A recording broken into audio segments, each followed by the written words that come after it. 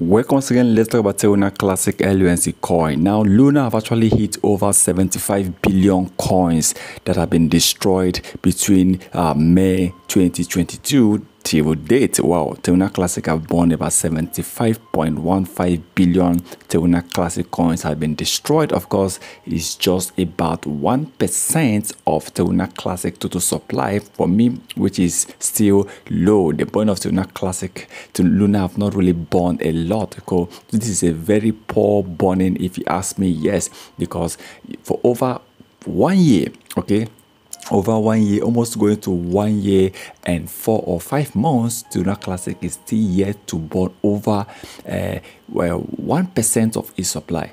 And knowing that they depend on this, they really need to burn more coins in order to attract more investors, in order to attract more people, in order to attract big time investors to invest in Terra Classic. But for me, I think 25 billion billion coins that have been destroyed by Terra Classic LUNC, they need to destroy at least extra 50% of this. That means they need to burn, or even 100% of this, because I think if they can destroy at least 500 billion or 1 trillion coins, it's going to really help Terra Classic LUNC to really gain a lot. So 75.15 billion coins destroyed by Terra Classic for the period of 1 year and over 5 months. So you see, this is not a good record for Terra Classic, and I believe that with time, we believe this coin is still going to rise, but all you need is patience. So if you are buying Terra Classic, just have it in mind that you are investing in this coin for a long period of time.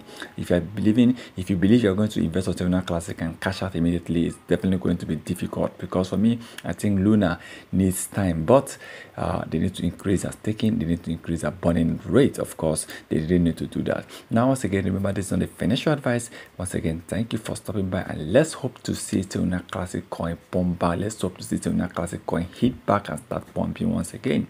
Once again, thank you for stopping by.